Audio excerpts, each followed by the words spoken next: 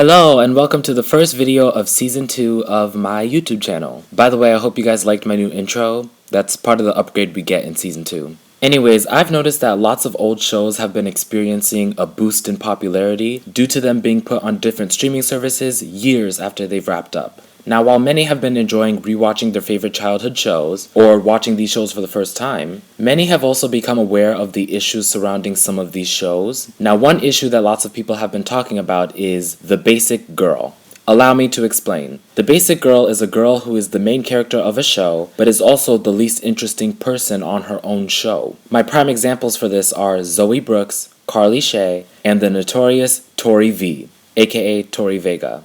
All three ladies are the stars of the Nickelodeon shows Zoe 101, iCarly, and Victorious, respectively. And these girls were branded as ordinary teenage girls living in extraordinary situations. Now, an ordinary teenager living in an extraordinary situation is not an uncommon plot for many Nickelodeon and Disney shows, especially during that time.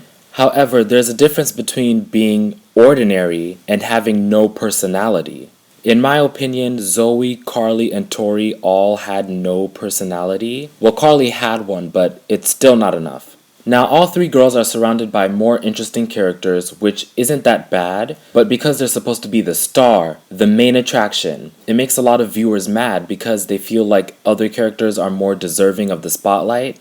Now, I realize that this basic girl character is not in every show, it's just the Nickelodeon shows, specifically the Nickelodeon shows created by Dan Schneider. Now, I find it interesting how his shows with male leads have interesting male leads, but his shows with female leads don't have interesting female leads. Well, they do now because Game Shakers has 2 interesting female leads, but his other shows from before don't. By the way, I'm not 100% sure if The Amanda Show or Clarissa Explains All That were Dan Schneider shows, but those girls were interesting characters.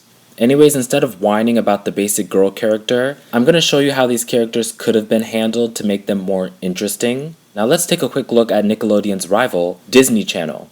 Now, Disney Channel is kind of known for its iconic female leads. Lizzie McGuire, Raven Baxter, Kim Possible, Hannah Montana, Alex Russo, and the list goes on and on. Now, I think the reason all of these characters are so iconic is because, first of all, they were the most interesting characters on their own show, as they should be. Why would you let somebody else upstage you on your own show? And I think Zoe, Carly, and Tori could have taken some pointers from these ladies because I love them so much that I'm out here putting a "the" in front of their names. The Lizzie McGuire, the Raven Baxter, the Kim Possible, the Hannah Montana, and the Alex Russo. I just want to understand why Zoe, Carly, and Tori weren't as interesting as these other girls. Maybe it's because their creator wanted them to be a blank slate that soaks up their exciting surroundings instead of being the exciting star who spreads influence to their surroundings as they should. Also, just to show you how different these two groups of girls are, go look at the thumbnails for some of these shows on Disney Plus or Netflix. When you go to Lizzie McGuire, you only see Lizzie's face in the thumbnail. When you go to That's So Raven, you only see Raven's face in the thumbnail. And when you go to Kim Possible, you only see Kim's face in the thumbnail. However, when you go to iCarly, who do you see? Carly and Sam. When you go to Victorious, who do you see? Tori and Andre and Jade and Beck. When you go to Zoe 101, who do you see?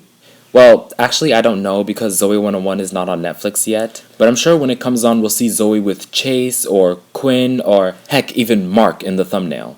It's almost as if Nickelodeon knew these girls couldn't stand on their own, so they had to throw in some more interesting characters in there with them. Meanwhile, Disney knows if you want to see Hannah Montana, you're going to see Hannah Montana and only Hannah Montana. Now, before I wrap things up, I just want to say that I know Zoe, Carly, and Tori were for the most part just harmless, good people, and that's excellent. Being a good person is an excellent thing. However, it doesn't make for an excellent character. People want to see a complex character with flaws that they can relate to, and these basic girls just weren't giving it to them. Anyways, that's it for my video. Please don't forget to leave a like, subscribe, and comment down below. And also, please don't forget to follow me on all of my socials. I mainly use them just to promote this YouTube channel, but you can go give me a follow if you want. The links are down in the description below.